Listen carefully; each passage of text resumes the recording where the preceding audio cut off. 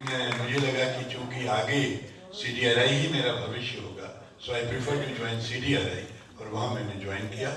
And after joining in 1962 as junior research fellow, I retired in 2003 as head of biochemistry and scientist in director's grade.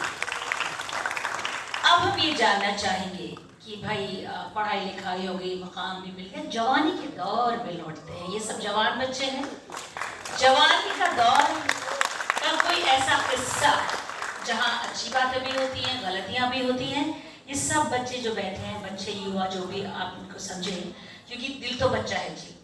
तो मुझे ऐसा लगता है कि हर कोई अपनी जवानी से जब कई लम्हे गुजर जाते हैं, वर्ष गुजर जाते हैं, तो उसे लगता है यार वो मैंने अच्छा किया नहीं किया।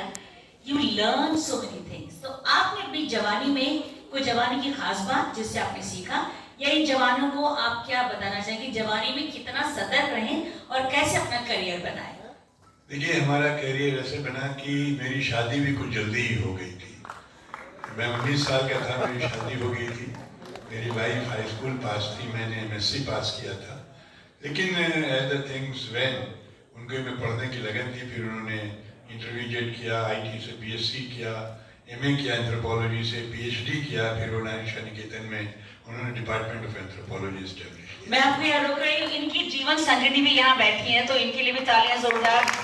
सुंदर जी दोनों कितने, मतलब आप देखिए पढ़ाई में टॉप में, और इनका साथ है तभी अनिल जी यहाँ हैं। जी सर, और 62 में ही इत्तेफाक से ऐसा हुआ कि उस जमाने में रविंद्रालय नहीं हुआ करता था, रविंद्रालय बन रहा था। तो हमारे मोहल्ले में एक मदन मोहन हिंदू एसोसिएशन करके होती थी, तो वो लोग नाटक करते थे। जहाँ हमारी वाइफ का मायका है उसके पास ही में करते थे वो लोग, अशरफाबाद में होते थे। तो मैं उन नाटकों को देखता था, तो मुझे देखता था जो लोग नाटक करते हैं बाद में साहब उनको बड़ा हाथों हाथ लिया जाता है, बड़ी तारीफ लोग करते हैं। तो मैंने कहा ये तो अच्छी चीज़ है, कुछ मैं भी अपनी तारीफ करूँ। तो मैंने अपने मामा जी से कहा कि भाई अपनी नाटक को हम भी करेंगे। तो रस्तोगी इंटर कॉलेज में नया ऑडिटोरियम बना था, उसके लिए नाटक। उस समय जैसे आप जानते हैं बंगालीज में तो इनहेरेंट टैलेंट होती है। सुधांशु बोस और स्वराज बोस जी बहुत ही मशहूर लखनऊ के डायरेक्टर थे, और स्वराज बोस जी मेकअप आर्टिस्ट थे। तो उनके साथ में नाटक हुआ नूरजहां। तो मुझे भी एक रोल दिया गया। उनके नूरजहां का रोल प्रमोद बालाजी ने किया था, जो बीबी नातियों में आपने उनको देखा होगा। और जहांगीर का रोल किया था, वो क्रिश्चियन कॉलेज में एक प्रोफेसर थे पॉलिटिकल साइंस के, डॉक्टर घनश्याम दास, उन्होंने किया था। उनसे मैं बहुत इंस्पायर्ड हुआ, और मैंने उसमें एक मंत्री विजय सिंह का रोल किया था। और उस समय होता ये था कि माइक इतने अच्छे नहीं थे जितने अच्छे माइक्स आज होते हैं। अब वो माइक उन्होंने 2 माइक लगा दिए, अब वो माइक कैच कैसे करें। तो होता ये था कि जो जितनी तेज आवाज में बोल सकता है उतना बड़ा कलाकार वो हो गया। तो लोग चिंगाड़ के बोलते थे उस जमाने में, तो मुझे याद है।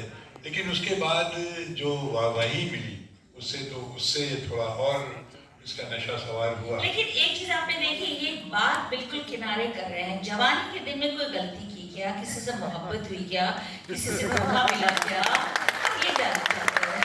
नहीं, मोहब्बत धोखे का मौका यूँ नहीं आया कि मैंने बताया मेरी शादी जल्दी हो गई थी। हाँ, मैंने 1975 में या 76 में एक नाटक किया था, पंछी या पंछी याद, जो कि बच्चों तो आप लोग देखा होगा, गरम मसाला एक फिल्म आई थी जी, अक्षय कुमार, परेश रावल और जॉन अब्राहम की।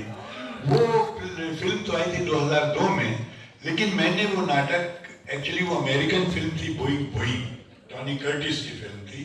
तो मैंने वो फिल्म भी देखी थी। और 76 में शायद या 75 में मैंने उसका शो किया था। उसमें मैं अक्षय कुमार वाला रोल करता था, जो 3 लड़कियों से फ्लर्ट करता। चलिए, नाटक बिल्ड कर लिया। चूंकि मुझे लगता है टाइम कम है, लेकिन हम आपसे बहुत सारी बातें लेना चाहेंगे। थिएटर दर्पण संस्था लखनऊ की जानी मानी संस्था है, बहुत अच्छे अच्छे नाटक किए हैं। मुझे भी सौभाग्य मिला आपके साथ काम करने का। यहूदी की लड़की, चूचू का मुरब्बा बिस्किट ले गए थे। थिएटर एक डिसिप्लिन संस्था है, डिसिप्लिन जगह है। आपने हर जगह, चाहे वो साइंटिस्ट के रूप में हो, थिएटर पर्सन के रूप में हो, कितना काम किया। और आप जब डांटते थे ना, तो डर भी लगता था, लेकिन डिसिप्लिन भी था। थिएटर की शुरुआत कैसे हुई? देखिए, थिएटर की शुरुआत तो ऐसे ही हुई थी, लेकिन मैं बीच बीच में नाटक करता रहता था। राजेश्वर बच्चन जी हमारे गुरु जी, मेरा मतलब दर्पण से ज्यादा है। हाँ, तो 1971 में दर्पण जब यहाँ पर शुरू हुआ, कानपुर की संस्था थी, और मैंने उनके आर्टिस्टों के बड़े नाम सुने थे।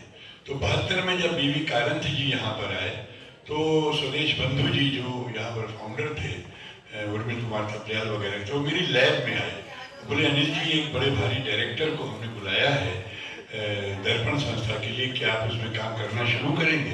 अब दर्पण के नाम से मैं पहले ही बहुत ज़्यादा प्रभावित था कि भाई दर्पण बड़ी संस्था है, मैं तो बड़ी छोटी संस्था में काम करता हूँ, तो अंधा क्या चाहे दो आंखें। उन्होंने जैसे ही मुझे ऑफर दिया, मैंने लैब में फौरन बिठाया, मैंने कहा बैठिए बैठिए, मैं भी एक्सपेरिमेंट खत्म करके आपसे बात करता हूँ। और मैंने बात किया, और इत्तेफाक से दर्पण जो मैंने उस दिन ज्वाइन किया, वो संस्था आज भी मेरे साथ चल रही है। और उसमें कारन जी ने नाटक किया था है वदन, और उसमें मुझे एंट्री हुई, और उसमें मुझे लीड रोल, उसमें दो हीरो थे, अगर लोगों ने बच्चों ने नाटक पढ़ा हो, कपिल और देवदत्त। तो कपिल मस्कुलर था, और देवदत्त जो था वो इंटेलिजेंट था। तो बाद में पद्मिनी फंस जाती है कि मैं इसके साथ जाऊं या उसके साथ जाऊं, शादी तो देवदत्त के साथ हो गई है। तो उसमें जो मुझे लीड रोल मिला, तो उसने मुझे बहुत ज्यादा इंस्पायर किया। मुझे याद है कि यहूदी की लड़की में जो आपने रोल किया हसब का, मुझे हमारे रोंगटे खड़े हो जाते थे।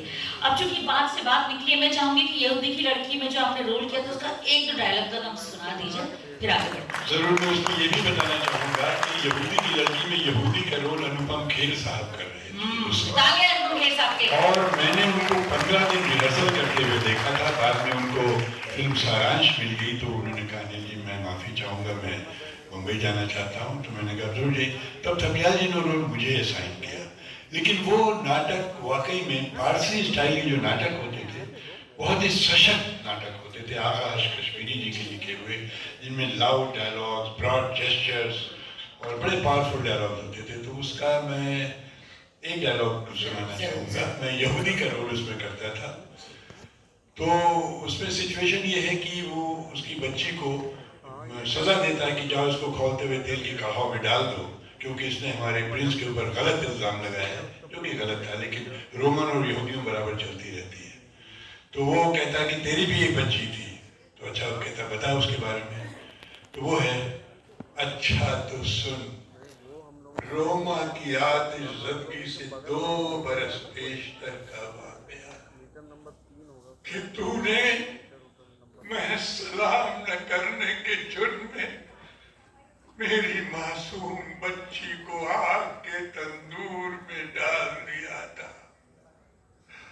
मगर ओ जालिम खूंखार रोमन, उस वक्त जब रोमा की आग में नेज़े की आग से दलदला तला तुम बरपा था, मैं तेरे घर की छत पर चढ़ा और तेरी शीरख्वार बच्ची को, जो अपनी मुर्दा माँ के सीने से लगी हुई आग की गर्मी से बिलक रही थी, उठा लिया और अपनी औलाद बनाकर पाला। मैंने, एक मजलूम और कंगाल यहूदी ने, जिसकी मजलूम और बेजुबान बच्ची को तूने आग में जलाया, उसने तेरी मासूम शीरख्वार बच्ची को तबाहकुन आग और शोलों की लपटों से बचाया। सितमगरी से चमन मेरा पायमाल किया। कसाई, तूने मेरे खून को हलाल किया। सलूक मेरा गरेबा में डाल मुँह दे कि वो तेरी बच्ची को है सींच कर निहाल किया। तो ये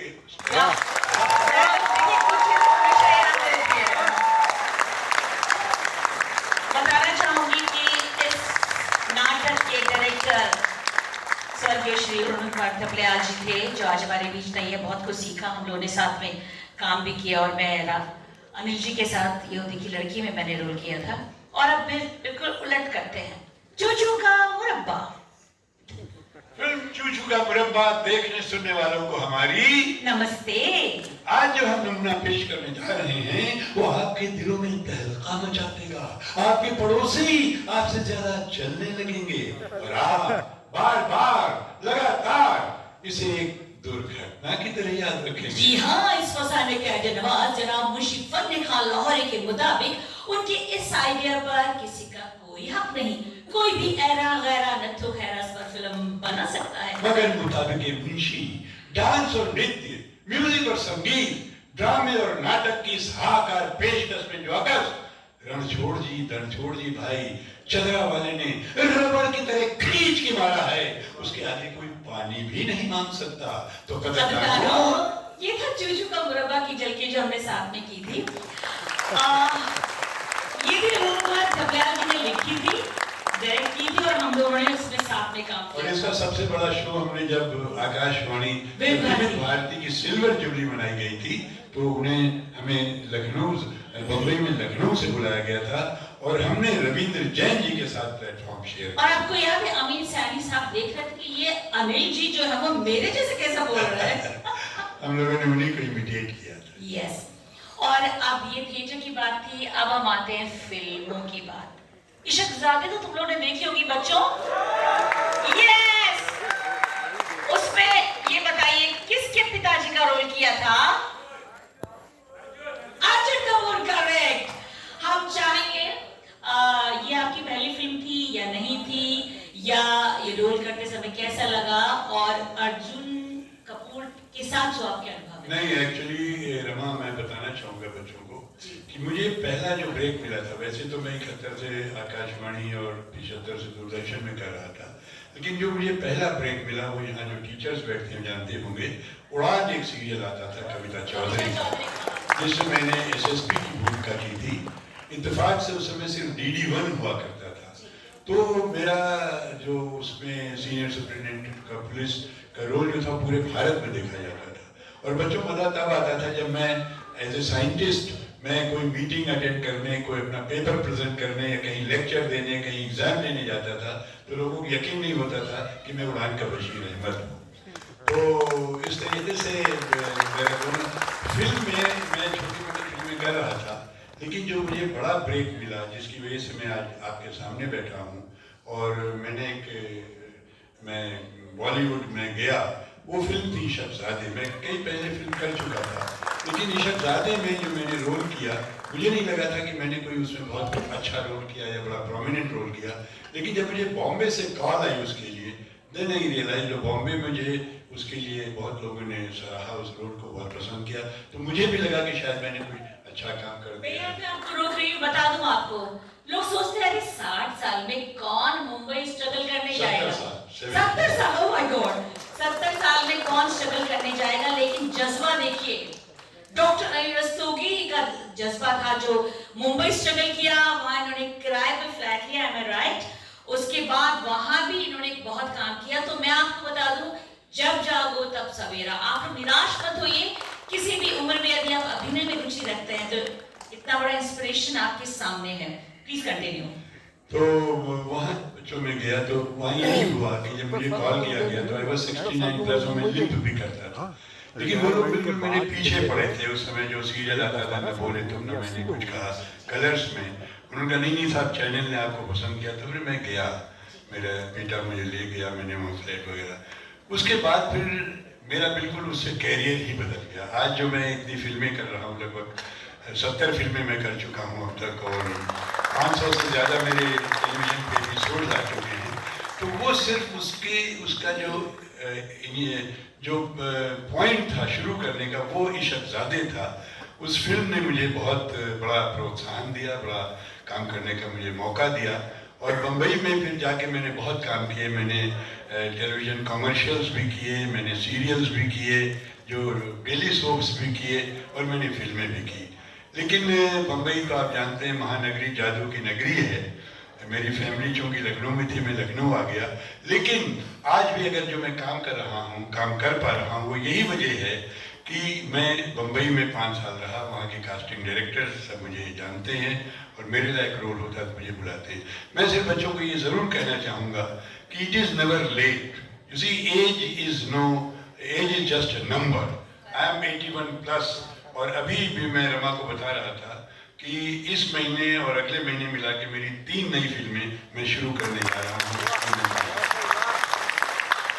I feel so proud कि हमारे Anil, for me he is uncle always, पर मुझे चूंकि ये मंच है तो डॉक्टर रस्तोगी से मुझे ये पूछना है कि पीछे मुड़ के देखते हैं तो बहुत सी चीजें याद आती हैं, पर कोई लम्हा ऐसा जब लगा कि जिंदगी बस होता है, युवाओं के साथ बहुत होता है। आपने फिल्म भी देखी अभी जिसमें माँ का कॉल आता है, आप निराश होते हैं फिर आशा से भर जाते हैं। तो मैं सिर्फ इसलिए ये प्रश्न बीच में इसलिए पूछ रही हूँ कि यहाँ पे युवा बहुत हैं, विद्यार्थी बहुत हैं, कभी जब निराशा का दामन साथ दे और आशा का दामन पकड़ना चाहे आप तो क्या करें, प्लीज बताइए।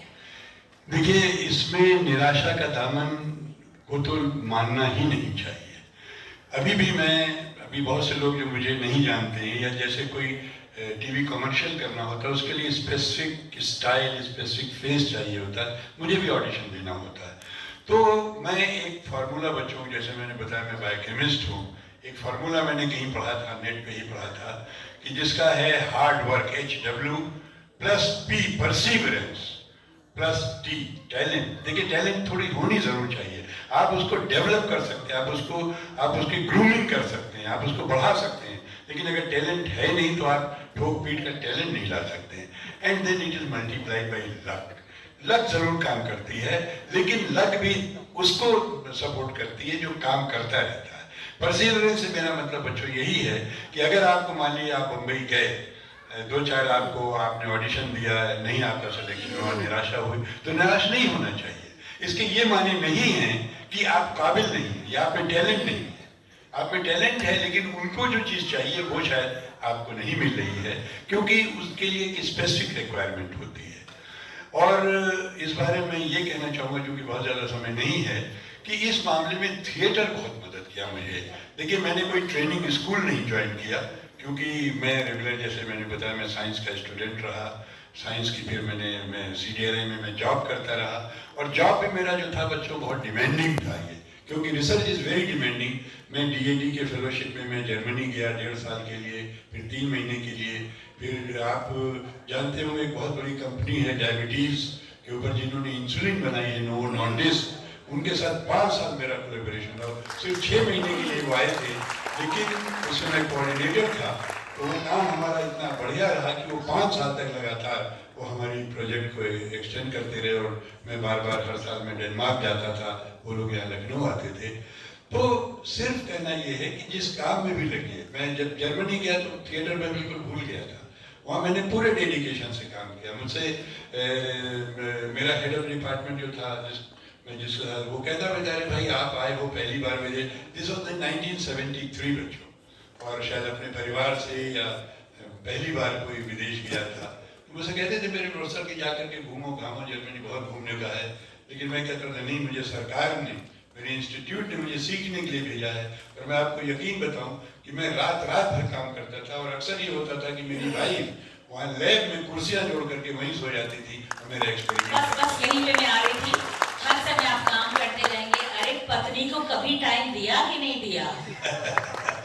नहीं, पत्नी का मेरे बहुत सहयोग रहा, और इत्तेफाक से वो भी चूंकि एकेडमिक्स में रही, and she has been named as one of the best teachers in her college, और उनकी लड़कियां जो हैं, उनकी स्टूडेंट्स आज भी उनको बहुत रिगार्ड करती हैं कि मैम बड़ी टफ लेकिन बहुत ही अच्छी टीचर थी, जो सब्जेक्ट को बहुत ही अच्छी तरीके से पढ़ाती थी। तो चूँकि हम दोनों का एकेडमिक लाइन थी, तो इस वजह से, और उन्होंने भी मुझे बहुत प्रमोट किया, हालांकि उनको थोड़ा सफ़र करना। चलिए, पर मैं चाहती हूँ कि आप कोई ऐसा डायलॉग जो आपके दिल के करीब हो, चाहे वो फिल्म का हो, थिएटर का हो, अगर आप बच्चों को बताएंगे, सुनाएंगे, तो मुझे लगता है अच्छा लगेगा। अगर पत्नी के नाम हो तो क्या बात है?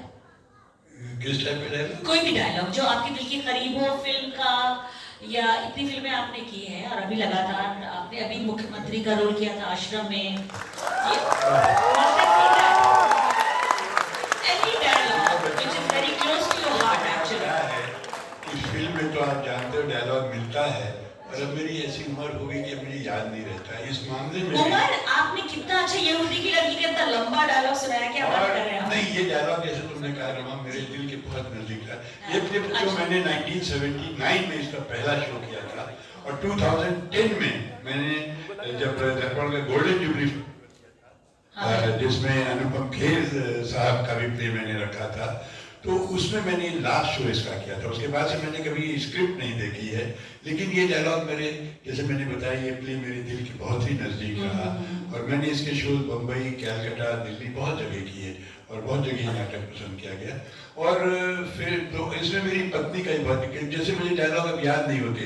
थिएटर में भी मैंने एक प्ले किया था विभास, एलेक्सी और विजो का प्ले द ओल्ड वर्ल्ड, सिर्फ 2 कैरेक्टर्स का प्ले था और 1 घंटे 40 मिनट का प्ले था। तो आप सोच लीजिए। मैं भी उसमें आ रही थी। ये प्ले राजवी सारा जी के साथ आपने किया था। शोभना जगदीश दूरदर्शन लखनऊ की, आपने सबने दिल्ली में भी उनको देखा हुआ है, दिल्ली टीवी में, दूरदर्शन लखनऊ में, यहाँ वो बहुत अच्छी अनाउंसर थी, एक्ट्रेस थी दर्पण की। तो आप लोग उसी का कुछ डायलॉग याद है तो सुना दीजिए। नहीं बेटा, उसका भी डायलॉग याद नहीं। ये जरूर मैं बताऊं कि 72 में मेरे साथ शोभना ने हीरोइन का रोल किया था। उसके बाद 2019 में विभास ने हीरोइन का रोल किया था। क्या बात है। मैं आपको एक डायलॉग इशकजादे का सुना। अरे वही तो मैं चाह रही थी, ये सुनना है। वो भी मैं आपको बताऊं, मुझे कैसे याद आ रहा है कि अभी 3 दिन पहले, आप जानते हैं चौक में रामासरे हलवाई बहुत मशहूर है, मैं उनके एक मिठाई लेने जा रहा था तो एक बच्चा मिल गया, बोले सर आप इशकजादे वाले हैं ना? हाँ। मैंने कहा, बोला साहब मुझे आपका डायलॉग याद है। तो उसने मुझे डायलॉग सुनाया और मुझे नहीं याद था, उसको याद था। तो वही डायलॉग मैं रिवाइंड करने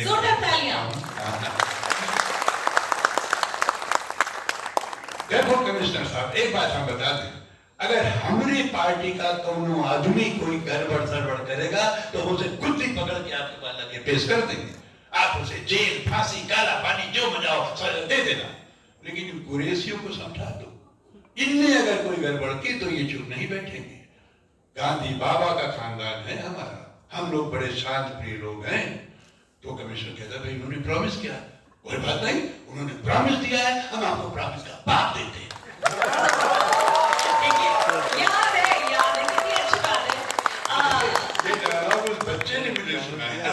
क्या बात है, क्या बात है। तो आप मुखातिब हैं डॉक्टर अनिल रस्तोगी से, scientist, actor and what not. He is a very good human being too. मेरा तो सौभाग्य रहा, आपका भी सौभाग्य कि आप इनसे मुलाकात करें और आपको सीखने को बहुत कुछ मिलेगा। मैं ये जानना चाहती हूँ कि इस उम्र में, मैं तो अभी भी आपको ज्यादा उम्र की समझती नहीं हूँ, क्योंकि जिस तरह से आप बात करते हैं as if you're talking to your friend, basically आपको भी लग रहा होगा। तो किस तरह के रोल करने की अभी आपकी तमन्ना है, या किसी डायरेक्टर से कोई बात की आपने कि भाई मैं इतना अनुभवी हो चुका हूँ, मेरे लिए कोई रोल लिखो? नहीं, ऐसा तो रवा नहीं आया, क्योंकि मैं इस मामले में बहुत लकी रहा। जैसे कल ही मैं बुक फेस्टिवल में गया था एनबीटी में, तो रेडियो मिर्ची का वो जो प्रतीक है मुझसे पूछने लगा कि आपने इतना निगेटिव रोल कैसे किया कि लोग आपसे बात करने में डरते थे कि इन्होंने इशकजादे में। तो मैंने कहा कि मुझे उसके लिए आपने क्या तैयारी की? तो मैंने कहा मुझे कोई तैयारी नहीं करनी पड़ी, क्योंकि बच्चों थिएटर में मैं बहुत लकी रहा कि मैंने कम से कम 35 डायरेक्टर्स के साथ काम किया है और हर डायरेक्टर से मैंने कुछ न कुछ सीखा है। बल्कि जो मेरे को एक्टर्स जो मेरे साथ काम करते थे, जैसे मैंने बताया यहूदी की लड़की में रमा एक सहेली का रोल करती थी, जो प्रिंसेस थी, डेसिया का रोल करती थी, मुझे याद है, सॉरी डेसिया की जूना का रोल। तो उसमें भी मुझे सीखने को मिलता था, अपने को एक्टर से भी मुझे सीखने को मिलता था, क्योंकि कभी कभी ऐसी नई नई चीजें आपको मिल जाती हैं।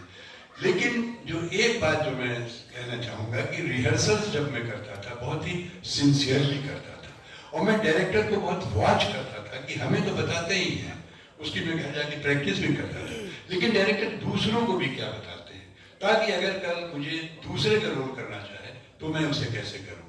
और इस मामले में जैसे मैंने बताया, मैं लकी रहा, मैंने ये कैसानोवा का रोल किया, मैंने सखाराम बाइडे में सखाराम का रोल किया, मैंने मैथोलॉजिकल प्ले वीर अभिमन्यु में मैंने अर्जुन का रोल किया, मैंने हिस्टोरिकल प्ले शाहजहां में मैंने औरंगजेब का रोल किया जिसमें तुमने भी रोल किया था, और मैंने एब्स्ट्रैक्ट प्ले किया फेंडो और लिस्ट जैसा है, उसमें मैंने फेंडो का रोल किया जो बहुत ही एब्स्ट्रैक्ट टाइप का प्ले था। तो इस मामले में डायरेक्टर, अभी राज साहब के साथ जो मैंने 2 प्ले की, एक में मैंने लाइकॉन का रोल किया बेयरफुट इन एथेंस जो एक नेगेटिव कैरेक्टर है, उसके बाद में मैंने विभाग जो एलेक्सी आर्बुजो का प्ले द ओल्ड वर्ल्ड किया, इसमें बहुत ही पॉजिटिव कैरेक्टर मैंने किया। और राज साहब के साथ मेरी बड़ी हसरत थी, उन्होंने मुझसे कमिट किया था कि वो मर्चेंट ऑफ वेनिस करेंगे जिसमें शाइलॉक का रोल मुझसे कराएंगे। राज साहब का, मैं सॉरी टू इंटरप्ट यू, राज साहब का राज आप बात करें श्री राज बिसारे की, अब इस दुनिया में नहीं है, पद्मश्री श्री राज बिसारे जिन्होंने भारतीय दुर्नाट्य अकेडमी की स्थापना की। और बड़ा अच्छा लगता है कि 2 दिग्गज, एक तरफ राज साहब एक तरफ ये, मतलब इतना सीखने को मिलता था कि हम तो, मुझे लगता है लखनऊ के जितने लोगों ने आपके साथ काम किया उन्हें रहे हैं, जो इतना इन्होंने काम किया। साथ में आपको बताती चलूं कि आपको कितना सारे अवार्ड मिले हैं, कालिदास सम्मान, यश भारती फेलोशिप ऑफ संगीत नाट्य अकेडमी, यूपी संगीत नाट्य अकेडमी अवार्ड, और 1961 से तो आप स्टेज में एक्टिंग कर ही रहे हैं। Please continue. मुझे जो एक अवार्ड तुमने मिस कर दिया है, I would like to add कि मुझे जो दिल्ली का संगीत नाटक अकेडमी का अवार्ड मिला था, हाँ, जो राष्ट्रपति जी ने मुझे दिया था, that is called as the biggest award of the country in performing art. तो I was lucky to get it. और इस मामले में बच्चों एक चीज़ और बहुत ज़रूरी है, आपको अपना व्यवहार अच्छा रखना पड़ता है। देखिए, जैसे बताया ना मैंने कि मैंने 41 साल मैंने CDRI में जॉब किया। जॉब के साथ साथ थिएटर कर पाना बहुत मुश्किल था अगर मुझे मेरे कलीग्स का सपोर्ट न मिलता। जो मेरे कलीग्स जो थे मेरे पास, शुरू में मेरे सीनियर्स थे, including my director, my head of department, बाद में मेरे जो जूनियर कलीग्स थे, मेरे स्टूडेंट्स हैं, मैंने बहुत सारे बच्चों ने मेरे साथ PhD की है, मेडिकल कॉलेज के कुछ बच्चों ने मेरे साथ MD की है, डेंटल कॉलेज के कुछ बच्चों ने मेरे साथ MDS किया है। तो ये सब जो है, इनका सब का मुझे कोऑपरेशन मिलता रहा। अब जैसे मैं एक्सपेरिमेंट प्लान करता था, मालूम हुआ टेलीविजन पे तो रमा ने बुला लिया मुझे कि अंकल आना है, आपकी रिहर्सल है, अब मुझे रिहर्सल में जाना है, तो उसमें मेरे कलीग्स मेरा साथ देते थे। So you have to maintain your behavior, you have to have a good behavior, good rapport with everybody, कि हर लोग आपको मदद करने में तैयार हों। और मैं I owe so much to CDRI। अभी मैंने CDRI में 25 जनवरी को प्ले किया था स्वाहा। It was jam-packed auditorium and I literally cried कि ये जगह है जिसने मुझे आज यहाँ पर बिठाया है। तो you be honest towards your institution, towards organization, and I am sure organization will support you to move forward. Be honest towards your institution where you are studying. आप ऑनेस्टी से अगर सीखेंगे ना, बहुत कुछ सीख करके जाएंगे अपने टीचर से, अपने साथियों से। अब मैंने फिर उसी पर आ रही हूँ कि तमन्ना किस तरह के रोल करने की, ये वाला आप स्किप कर गए आंसर। नहीं, देखिए कोई स्पेशल तमन्ना नहीं है, लेकिन ये जरूर चाहता हूँ कि जो भी मेरे में एक्टिंग पोटेंशियल है, देखिए हर आदमी में कुछ ना कुछ होता है जैसे मोस्टली, और ये डायरेक्टर का काम होता है कि वो कैसे आपसे निकल पाता है। मैंने हमेशा अपने आप को डायरेक्टर से एक्टर माना है, and I always submit to the director कि आप क्या चाहते हैं। वो मुझे आइडिया दे देते हैं। जैसे मैं आपको बताऊं, मेरी एक बहुत मशहूर फिल्म है मुक्ति भवन। मुक्ति भवन फिल्म को यहाँ हिंदुस्तान में बहुत ज़्यादा चली तो नहीं, लेकिन ये फिल्म सेल्वेशन के ऊपर है। इसका इंग्लिश में नाम है होटल सेल्वेशन। बच्चों, इसको 30 इंटरनेशनल अवार्ड्स मिले हैं, 3 नेशनल अवार्ड्स मिले हैं। ये फिल्म 50 कंट्रीज में दिखाई गई है, और जापान में ये फिल्म 150 दिन 150 डेज दिस फिल्म चल। तो उसमें जब मुझे रोल दिया गया तो मुझसे प्रोड्यूसर ने कहा कि अनिल जी, मैं आपको बनारस ले चलता हूँ, वहाँ पर मुक्ति धाम है और आप वहाँ मैनेजर से मिल लीजिए। मैंने मुक्ति भवन के मैनेजर का रोल किया, तो आप मैनेजर गुप्ता जी हैं, उनसे मिल लीजिए, आपको पता लग जाएगा, बस आप वही कर दीजिएगा। तो इट स्ट्रक टू मी कि अगर मैं उनसे जा करके मिलता हूँ और मुझे वही करने को कहा जाता है तो ये तो एक कॉपी होगी, और बच्चों कॉपी बहुत मुश्किल काम होता है। आज आप अमिताभ बच्चन की कॉपी करने की कोशिश करिए, नहीं कर पाएंगे। मैंने एक बार हंगल साहब की एक प्ले था मेरा, मैं नाम भूल रहा हूँ, एक पिंप का रोल मैंने किया था। तो मैंने सोचा हंगल साहब को इसमें नकल की जाए। मैंने बहुत कोशिश की, मैं नहीं कर पाया, क्योंकि नकल करना भी एक बहुत बड़ी आर्ट होती है। तो मैंने कहा देखिए मैं डायरेक्टर से बात करूंगा, अगर आप मुझे, मैं डायरेक्टर से डिस्कस करने दें कि मैं उस कैरेक्टर को डायरेक्टर की मर्जी से अपने ढंग से करूं तो ज़्यादा बेहतर होगा। डायरेक्टर इस चीज़ को एग्री किए। तो मैंने जो रोल किया वो गुप्ताई से बिल्कुल अलग था, but people like that role. तो चीज़ ये है कि मैं बस ये चाहता हूँ कि मेरे में जो भी पोटेंशियल है उसका बेस्ट पॉसिबल यूज जो है डायरेक्टर मुझसे निकालवा करके करे, और जो रोल मुझे मिले वो चैलेंजिंग ही रोल मिले। जैसे अभी आप लोग जानते हो कि सूर्य मोहन कुलश्रेष्ठ हमारे लखनऊ के बहुत ही मशहूर डायरेक्टर हैं, उन्होंने मुझसे एक कैरेक्टर कराने के लिए कहा, एक फादर करके कोई प्ले है जो वो एडेप्टेशन कर रहे हैं उसका, और उसमें जिस एक्टर ने काम किया है उसको ये जो फिल्म का बहुत बड़ा अवार्ड, इसलिए फिल्म बन चुकी है, उसके डायरेक्टर और एक्टर दोनों को बहुत बड़े बड़े अवार्ड मिल चुके हैं। तो उन्होंने मुझसे कहा कि डॉक्टर साहब ये रोल मैं आपके साथ करूंगा जो कि मेरे लिए भी चैलेंज होगा और आपके लिए भी चैलेंज होगा, and I am prepared to take challenge with Surya Mohan Kulshreshtha. So that is my ambition. Awadh film Chitra Sadhana, Awadh Chitra Sadhana film के सौजन्य से हम मुखातिब हैं आज आपसे। डॉक्टर रस्तोगी का हमें साथ मिल रहा है, और प्रश्न बस चूंकि टाइम कम है 2-3 प्रश्न और पूछूंगी। लखनऊ है तो महज गुंबदो मीनार नहीं, शहर ने सिर्फ कूचों बाजार नहीं, इसके दामन में मोहब्बत के फूल खिलते हैं, इसकी गलियों में फरिश्तों के पते मिलते हैं। ये शख्स डॉक्टर रस्तोगी जो यहाँ बैठे हैं, लखनऊ से वाबस्ता रहे हैं न जाने कितने वर्षों से। लखनऊ आपकी नजर में क्या है? देखिए इस पे लखनऊ पे मेरा एक आर्टिकल अभी टाइम्स ऑफ इंडिया के 40 साल पूरे हुए थे, तो उसमें उन्होंने कुछ लोगों के आर्टिकल छापे थे, तो मेरा भी आर्टिकल छापा था।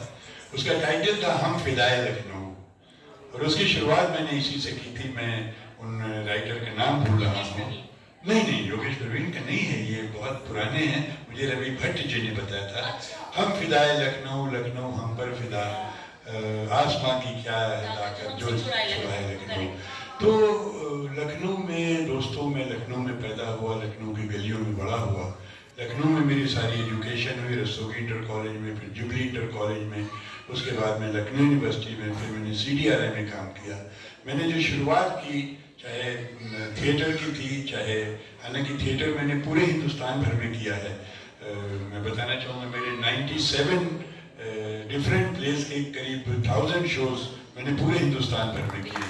ऑफ कोर्स कश्मीर नहीं गया हूँ और कन्याकुमारी नहीं गया हूँ, लेकिन बैंगलोर, धारवाड़, गुलबर्गा, बहुत सारी जगह सब मैंने शोज किए हैं। और दूरदर्शन में 75 में या वहाँ 71 में आया। तो इस रेफरेंस में बता रहा था, लेकिन कर गया नहीं, मैं क्या जिक्र कर रहा था भूल गया। तो हाँ, लखनऊ का जिक्र हो रहा था।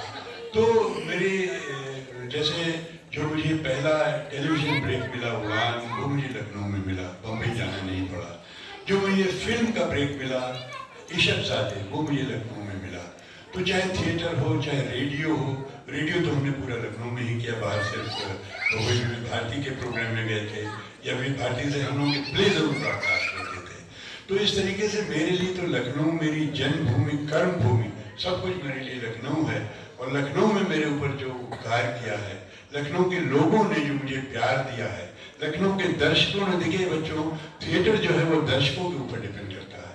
कोई भी आप अच्छा से अच्छा प्ले करें, अगर दर्शक से आपको फीडबैक नहीं मिलता है तो प्ले बेकार होता है। तो जो दर्शकों ने मुझे जो प्यार दिया, मैंने बताया CDRI के लोगों ने मुझे जो कोऑपरेट किया, मेरे एक्टर जिसमें रमा, अरुण, मैंने अरुण के डायरेक्शन में भी मैंने काम किया है।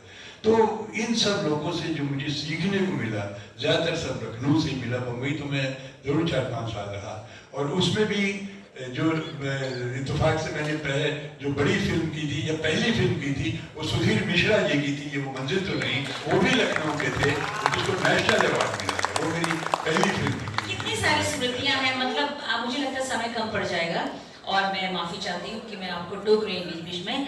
अब चूंकि समय कम है, इन छात्रों को, हालांकि आप बोल चुके हैं, संदेश चुके हैं, पर फिर भी छोटे से कम वाक्यों में बच्चों को क्या संदेश देना चाहेंगे उनके फ्यूचर के लिए? मैं यही कहना चाहूँगा बच्चों की, आज एक्टिंग बहुत ल्यूक्रेटिव फील्ड हो गई है। जब मैंने थिएटर शुरू किया था उस समय एक्टिंग का कोई ऐसा स्कोप नहीं होता था। हम लोग सिर्फ स्वांतः सुखाए करते थे और इसलिए करते थे कि लोग देखते थे, पसंद करते थे। लेकिन आज धीरे धीरे ग्रो करके एक्टिंग स्कूल्स शुरू हो गए हैं। नेशनल इंस्टीट्यूट ऑफ ड्रामा है, भरतनाट्यम अकेडमी है, बहुत सारे प्राइवेट स्कूल्स हैं जिसमें सीखने को मिलता है। लेकिन हर बच्चा वहाँ नहीं एडमिशन पा सकता है क्योंकि लिमिटेड बच्चों का एडमिशन होता है। लेकिन आज इंडस्ट्री को एक्टर्स थाउजेंड्स में चाहिए। मैं आपको बताऊं, लोग कम से कम 5,000 7,000 लोग रोज बम्बई जाते हैं अपनी किस्मत आजमाने के लिए। जैसे मैंने बताया, पहले सिर्फ DD1 था, आज कम से कम 500 चैनल्स हो गए हैं। पहले सिर्फ नेटफ्लिक्स शुरू हुआ था, आज देखिए 300 OTT चैनल शुरू हो गए हैं। तो आज बहुत ज़्यादा एक्टर्स की डिमांड है और बच्चों में हमारे टैलेंट भी है। रियलिटी शोज में आप देखिए कैसे नए नए बच्चे, छोटे छोटे बच्चे आकर के परफॉर्म कर रहे हैं। मैं सिर्फ इतना चाहूँगा, अगर आप में एक्टिंग की टैलेंट है तो आपके पेरेंट्स को चाहिए कि आपको एनकरेज करें। पढ़ाई ज़रूरी है, क्योंकि देखिए जब आप पढ़े लिखे होंगे तो आप अपने कैरेक्टर का इंटरप्रिटेशन उसको कैसे करना चाहिए, क्योंकि थिएटर जो है पर्सनैलिटी बिल्डिंग में भी आपकी बहुत मदद करता है। तो थिएटर, भले ही आप स्कूल में एडमिशन न लें, आप थिएटर करिए, अच्छे डायरेक्टर्स के साथ काम करिए, अच्छे ग्रुप्स के साथ करिए, but do it with full sincerity. Theatre को सीढ़ी मत बनाइए, हालांकि सीढ़ी है ही, आप इस सीढ़ी से चढ़ करके आप फिल्म में जा सकते हैं, क्योंकि देखिए थिएटर भी रोजी रोटी नहीं दे रहा। इत्तेफाक से हमारे नॉर्दर्न बेल्ट में, बम्बई वगैरह में है, बम्बई में है, कलकत्ता में है, गुजरात में है, वहाँ कमर्शियल थिएटर है। लेकिन यहाँ इत्तेफाक से अभी कमर्शियल थिएटर हिंदी में नहीं है। तो उस कमर्शियलाइजेशन, उस कमर्शियल एस्पेक्ट के लिए, रोजी रोटी के लिए आपको सीरियल भी करना है, आपको फिल्म भी करना है। लेकिन आज मैं ये जानता हूँ कि आज जो कैरियर है, आज आप आगे देखिएगा, सीरियल्स में जो लोग आएंगे, फिल्म से जो लोग आएंगे, आज देखिए मनोज बाजपेयी, नवाजुद्दीन हैं, राजपाल यादव हैं, कितने हैं, ये सब तो मैं चाहूँगा जिनमें टैलेंट है पढ़ाई अपनी कंटिन्यू करें, उस पढ़ाई के साथ साथ में थिएटर भी करें अगर आप में टैलेंट है, but do it with full commitment, with full sincerity. और जिसके 3 फायदे हैं, एक तो स्वांतः सुखाए है, दूसरे आज इस फील्ड में पैसा बहुत अच्छा है। आपको पता है जो बच्चे जो सीरियल्स में काम करते हैं 1-1, 2-2, 3-3 लाख रुपए पर डे चार्ज करते हैं। मिनिमम चार्ज जो वहाँ पर है वो भी 2,500-3 हज़ार रुपये पर डे है। अगर आपको 15 दिन का काम मिलता है, शुरुआत में ही 30,000-50,000 रुपये आपको मिलते हैं, किस प्रोफेशन में आपको मिलते हैं। और तीसरा जो आपको पहचान मिलती है, जो आपको लोग रिकॉग्नाइज करते हैं जब आप पर्दे पे आते हैं, वो जब आपसे मिलते हैं। मैं आपको बताऊं, जब जयदेव शर्मा कमल आकाशवाणी के, मैंने पहली बार उनको देखा तो मुझे लगा मैंने भगवान को देख लिया।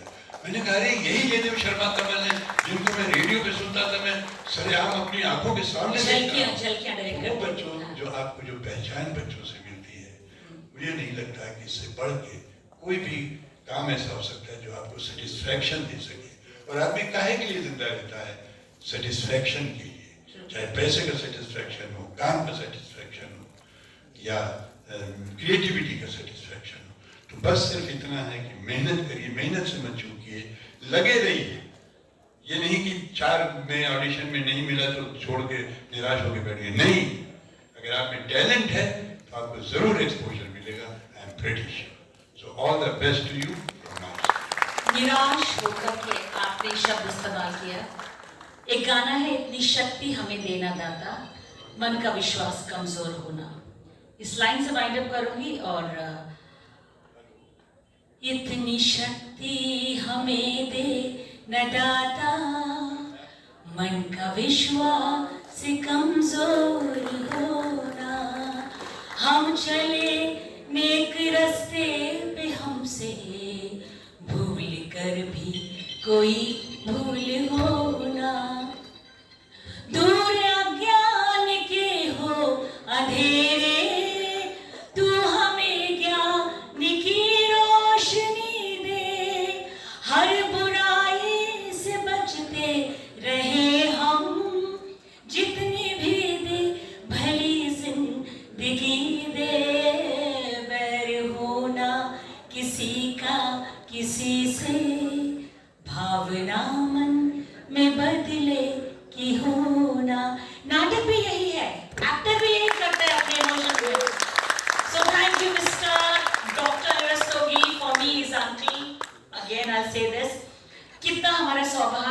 सबका सौभाग्य कि आज हमारे बीच doctor Anil Rastogi scientist, actor थे जिन्होंने इतने सारे एक्सपीरियंस शेयर किए। वैसे तो इनके पास खजाना है।